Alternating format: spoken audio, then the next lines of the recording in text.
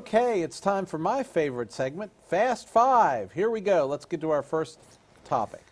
So, Zimmerman is auctioning off the gun, maybe he's already auctioned it off, that was used to kill Treyvon Martin. It's dumb. What do you think? Well, so Zimmerman is a scumbag. I don't think anybody would disagree with this, but he's not doing anything illegal to auction the gun. Yeah, but you know what? Karma, baby. Well, I'm not disagreeing with you at all. And when it comes, he's going to deserve every minute of it. And he has proven himself not to be a very, very enviable character in any of his dealings over the last few years since he came into the limelight for the whole Trayvon Martin thing. So again, I don't think the guy is a complete scumbag. Yep.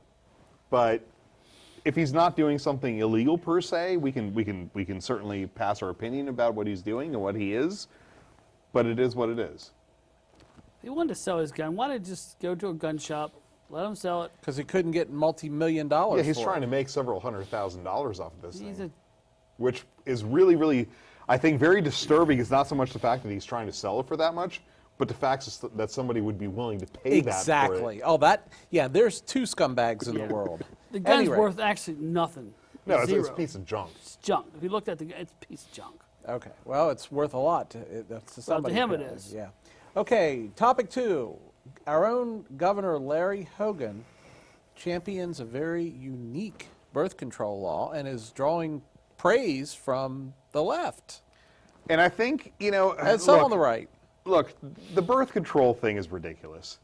I think, as a society, it is much more efficient for us to pay for birth control rather than pay for a bunch of unwanted babies that end up being on social services. And I know that may not be the most popular standpoint, but I really give him credit. And I think Larry Hogan is really somebody who deserves a lot of praise because he has been, he's gotten praise from both sides of the aisle. Mm-hmm. He is truly, I think, a good statesman.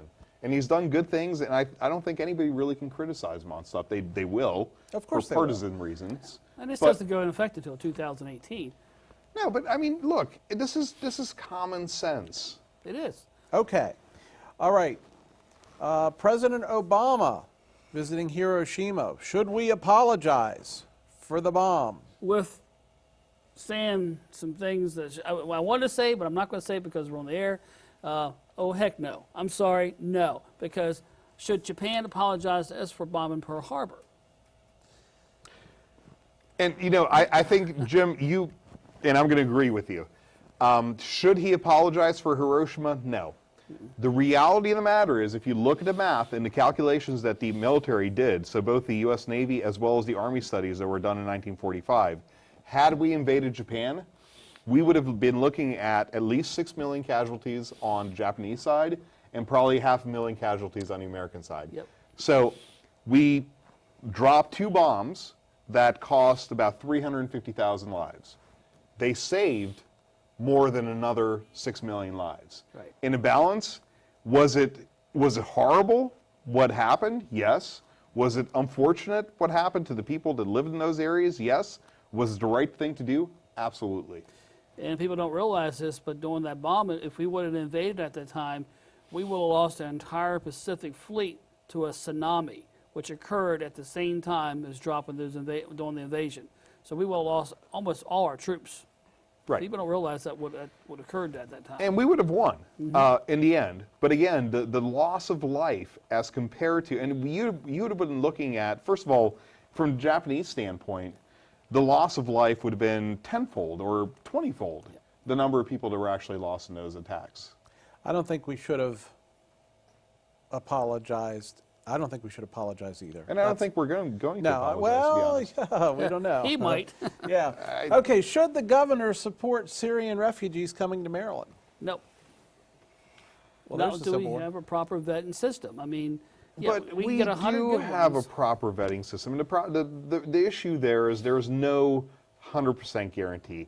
We've been accepting refugees from every area of the world, from every screwed up conflict in the world, And we really haven't had that many issues. You know, we're not Europe. We don't have people that can hop on a boat and go 3 hours and get here. But we live in different times. And we're talking in culture. We might get 1,000 good refugees and 2 bad apples that wipes out your entire neighborhood. But does that mean that for, you know, you make a decision that because you might get 2 bad apples, you're going to deny 1,000 people? We're not the world's babysitter. I mean, But we are. We can't even take care of our own. We got veterans homeless on the streets. We got kids living on the sidewalks. I agree with that, but you know there are we can't take care of the bad world. people that are in this country that most of us would reach out to help. And there are people in this By country accident. who are in need of help and who don't accept it. So you know, to be honest, and I'm sorry to say this, but the excuse that we have people in this country who need help as a reason to shut out people from outside of this country, which is built on immigrants. And I agree. Look, I say we have a proper vetting system, but you got to let them in at some point. Just my opinion. Bathroom lawsuits. The government is suing North Carolina. North Carolina is suing the government. It's all about the bathroom bill. What's up with that? well, if I got to go to the bathroom, I really don't give a flying rat's behind about what the bathroom does or does not allow. And look, what I would say about this, first, and I saw a very funny meme today, which made me laugh, which was, y'all admit that you have non-discriminatory bathrooms in your house, right? So anybody can go to the bathroom in your own house. Look, I am actually, to be honest, more worried about, my son is old enough now that I don't worry about it because he's older, but I'd be more worried about him going into the men's room than going into the women's room. I think this is a whole lot of people pushing a certain viewpoint and forcing an issue that never was an issue. And shouldn't be an issue. Jim, what do you think?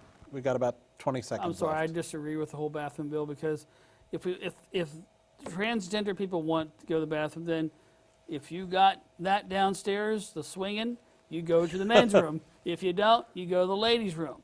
Because I look at my grandkids, they're growing up, I don't want them turning over in the stalls and saying, But you're not going to turn over in a stall. you don't Okay, know that. and you guys are going to have the last word on that. Stay tuned. 3 minutes away. Last call is next.